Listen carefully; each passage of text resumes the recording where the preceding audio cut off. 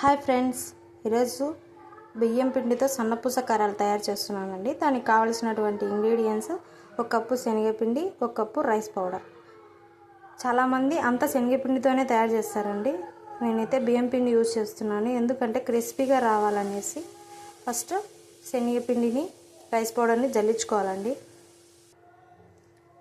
ఇలా జల్లించుకోవడం వల్ల ఉండలు లేకుండా వస్తుందండి.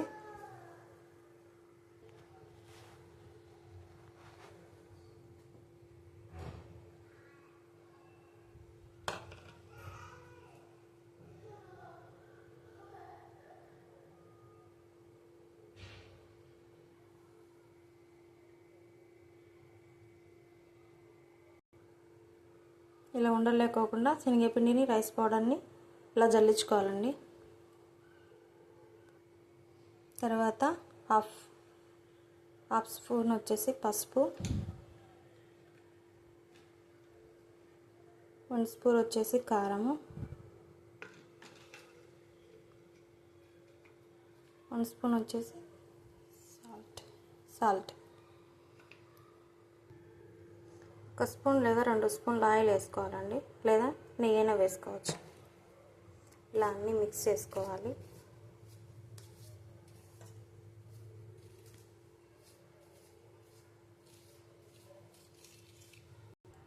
ఇలా మిక్స్ చేసుకున్న తర్వాత కొద్దిగా వాటర్ వేసుకొని కలుపుకోవాలండి.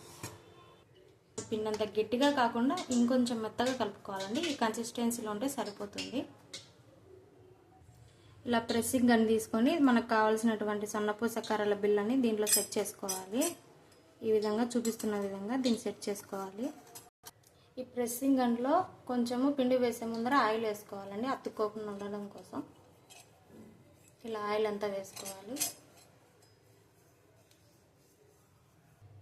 ఈ గొట్టానికి ఆయిల్ అంతా అప్లై చేసుకున్న తర్వాత దానికి సరిపడినంత మనము ముందుగానే చేసుకున్నటువంటి పిండిని దీంట్లో వేయాలి.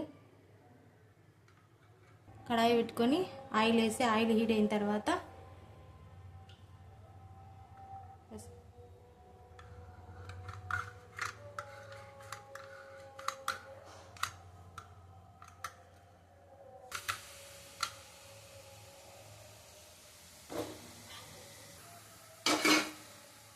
ఇలా రౌండ్గా వేసుకోవాలండి.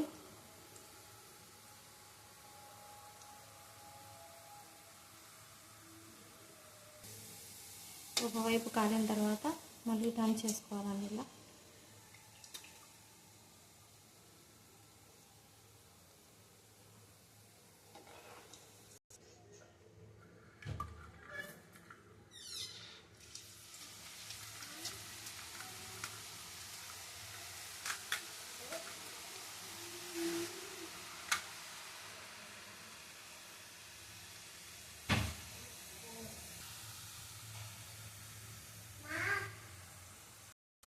కరివేపాకుతో గార్నిష్ చేసుకోవాలి.